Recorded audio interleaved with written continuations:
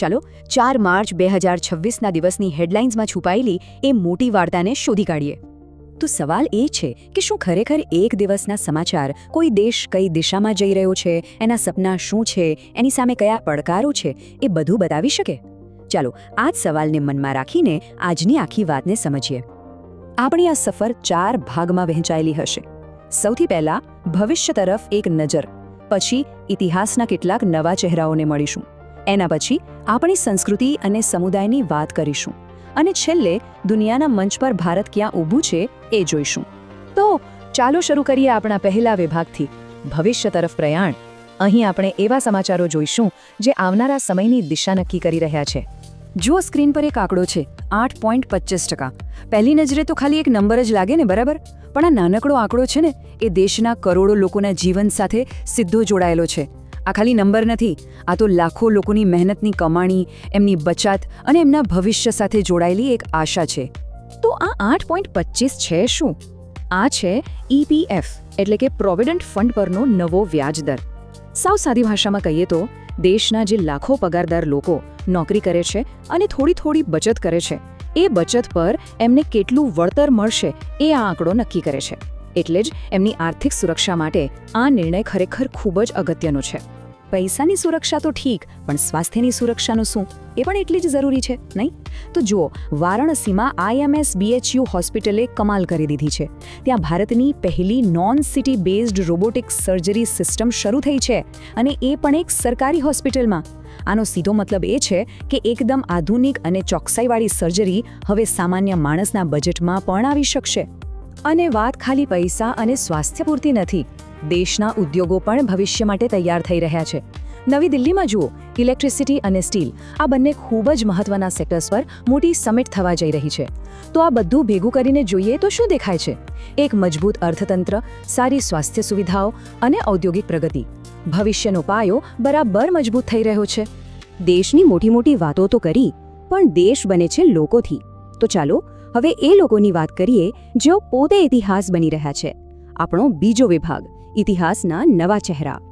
જો, સ્ક્રીન પર લખેલું આ વાક્ય, ગુજરાતના સીધી સમુદાયમાંથી પ્રથમ, લાગે સાવ સરળ, પણ આની પાછળ એક આખા સમુદાયના સંઘર્ષ અને જીતની કહાણી છુપાયેલી છે. આ એક એવી વાત છે જે પ્રેરણા આપે અને ગૌરવ પણ અપાવે. અને આ વાર્તા છે રોહિત મજગુલની, એક શાનદાર જુડો પ્લેયર. અને ખાસ વાત એ છે કે એ ગુજરાતના સીધી સમુદાયમાંથી આવે છે. આ એ જ સમુદાય છે જેમના મૂળ આફ્રિકામાં છે અને સદીઓથી અહીં ભારતમાં વસી રહ્યા છે.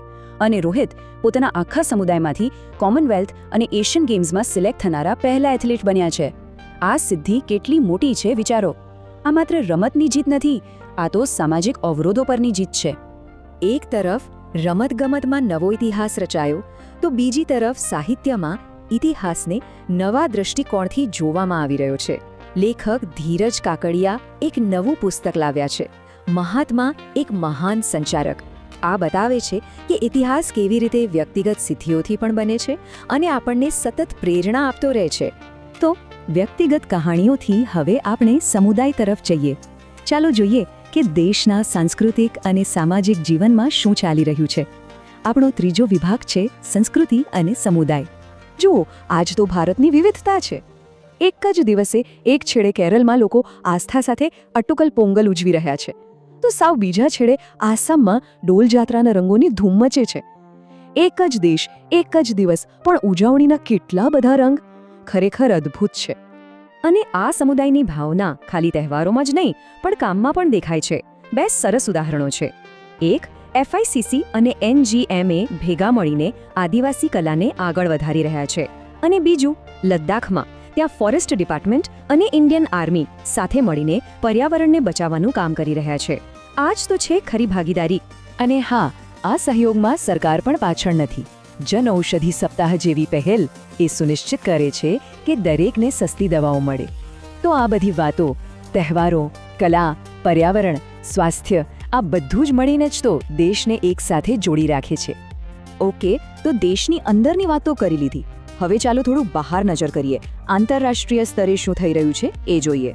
આપણો છેલ્લો વિભાગ, વિશ્વ મંચ પર ભારત. ફરી એકવાર દુનિયાની નજર નવી દિલ્હી પર છે. શા માટે?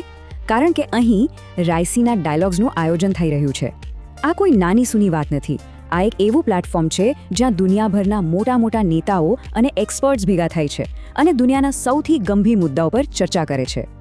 અને આ વખતે તો મુખ્ય અતિથિ છે એલેક્ઝાન્ડર સ્ટબ. એમની હાજરીથી આ ઇવેન્ટનું મહત્વ અનેક ગણું વધી જાય છે. આખા વિશ્વનું ધ્યાન હવે આ ચર્ચા ઉપર રહેશે.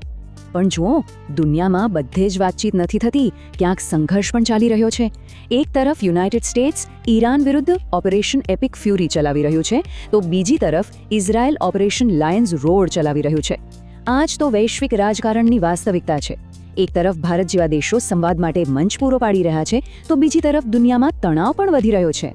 તો આજે આપણે ક્યાંથી ક્યાં પહોંચ્યા?